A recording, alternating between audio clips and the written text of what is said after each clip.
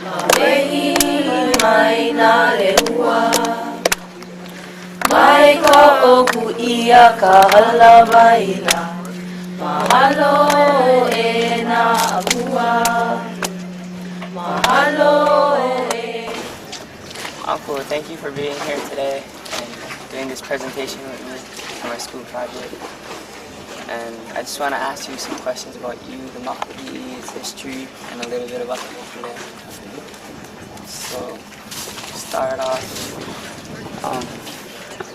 what got you into this canoe and stuff? Well, actually, what started me off was Kulia back in 1975 when the Polynesian Voyaging Society built that canoe to kind of retrace the migratory routes of our ancestors and families and stuff. So, been involved with that canoe for a number of years, and then in later years wanted to build a canoe of our own for this island, and that's how Makali'i was. What was your first voyage? My first long distance voyage was in 1985.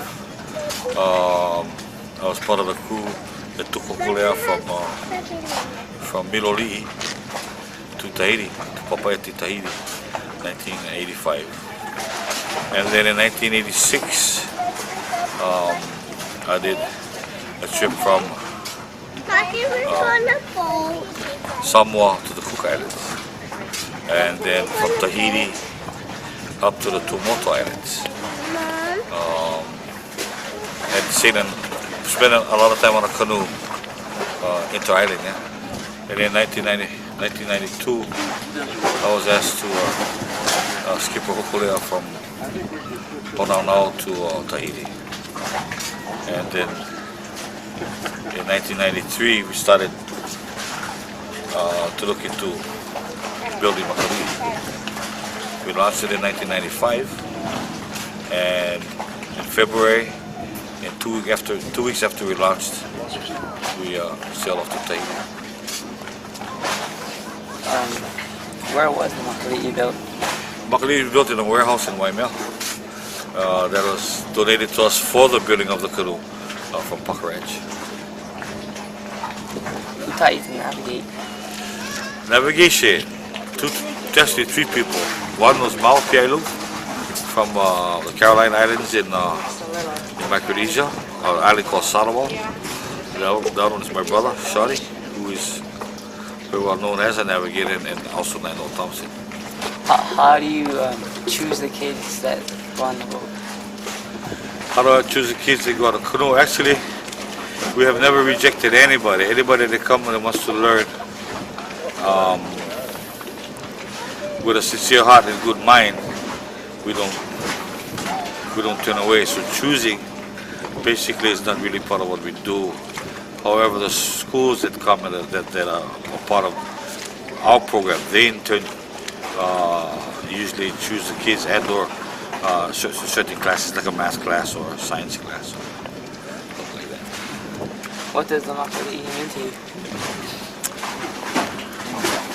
Makali'i, the name Makali'i is throughout Polynesian history, as little eyes or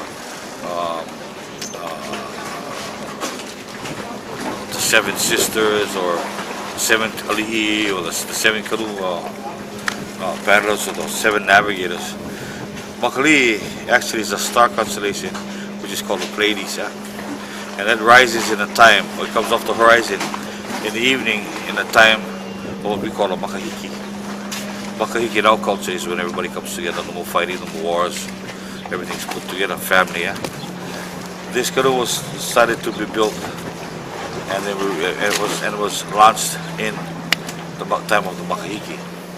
This canoe represents family, represents bringing everybody together, working together, helping each other out. And so the name actually is a predestined name. The name for this canoe was given a long time ago, just to go out for us to build it. Where do you guys usually go? Well, like I said, this canoe is for this island. So during the school year, normally we we're involved with a whole bunch of students from a lot of different schools, and our sailing route for that time is from North Kohala to South Point and back. Does anybody share this boat with you? Everybody shares it, yeah. This canoe doesn't belong to any one person. Yeah, we built it, and we are the guardians of it, but it doesn't belong to us. You know, what we hope to do over the years of the training and teaching is people that will take the responsibility to take care of this canoe after I'm gone. Yeah. So it basically doesn't belong to any one person, it belongs to everybody. What is wayfinding? I guess our interpretation of wayfinding is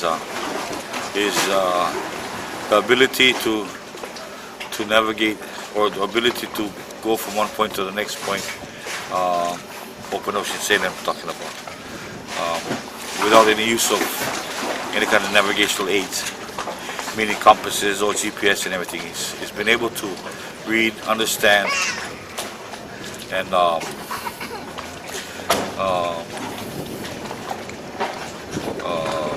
read the clouds, read the stars, yeah.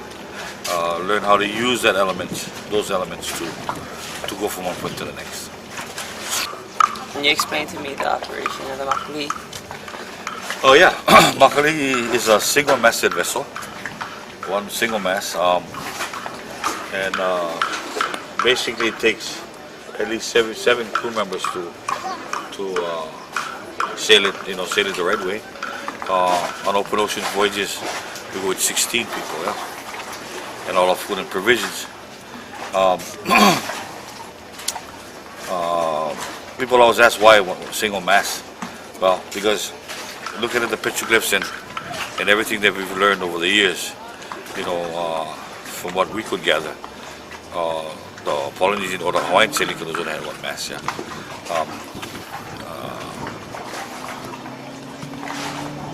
So we try to stay as close to the metrics of our ancestors as possible. Yeah. Same like it's like the old way, It's a mast, what they call a spar and a boom. That's open up in what they call a crab claw sail. Yeah. It's totally different from the regular conventional type vessels, because regular conventional type vessels, the sails are this way. Ours is like upside down, yeah. And it's to catch the wind higher up. Yeah.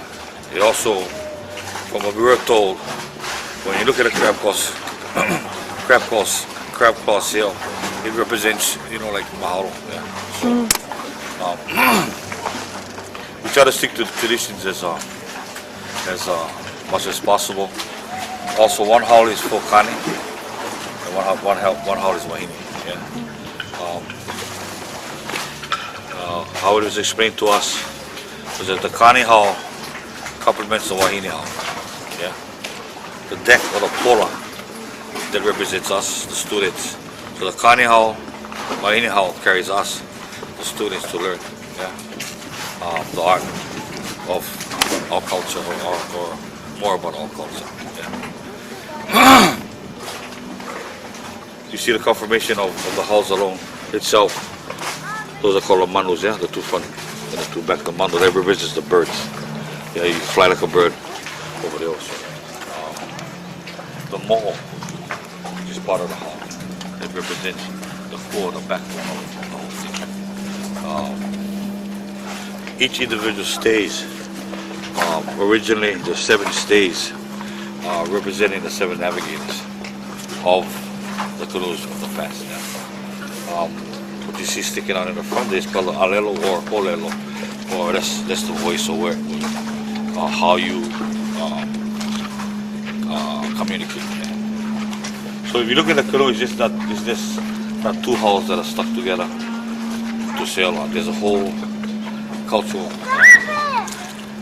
history or cultural significance about voyaging canoes. Have you ever came across any trouble on the Makali'i?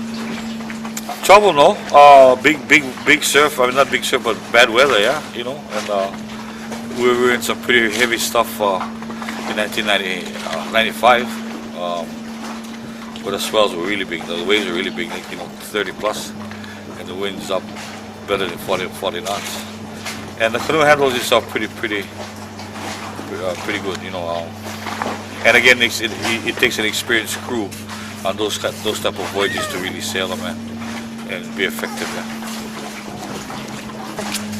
I'd like to ask you a question. What do you think about the canoe? I think it's a very fun and bright way to learn how to sail, navigate, and cooperate with others, and listen to your elders.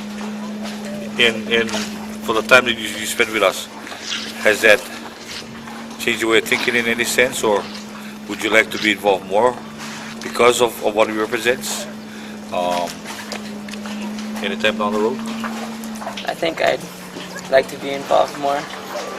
Like, you can meet a lot of new friends, you can sail to different islands and all kinds of stuff.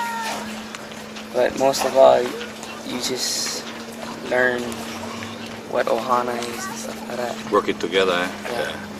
Yeah, it's not these canoes are not like other vessels where you get cranks and pulleys and one guy can do everything. You know, these are built again in the same metrics of the voyaging canoes of the past, but it takes more than one person to make it work. Everybody's got to work together to be successful, and that's what it kind of represents. Everybody coming together to support each other to make it work. You know, you sailed with us from Makali'i to Kauai with a whole bunch of students. Yeah? How did you feel after coming here and sailing with these guys? How did you feel about the canoe and about the experience that you went through during that sail? Oh, I felt happy because that was like the first time I ever did sail. Like all the other times I've been on a boat, it was always with motors or something.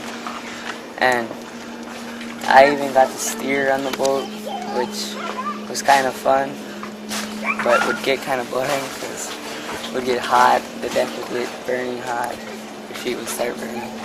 But when we got back, it was all the kids' last day, and I started getting sad because they was all leaving, and I only knew them for one day, and I don't know, it just got to my emotions. Yeah. You feel like you're part of something, eh? You know. Yeah. Right on. Well, you know, I really appreciate you coming and spending the time talking story. And you know, you're always welcome to come back and spend more time with us, because for us, everybody learns, you know, from each other, whether you're old or young. Yeah, we all can learn from each other. So mahalo for coming by.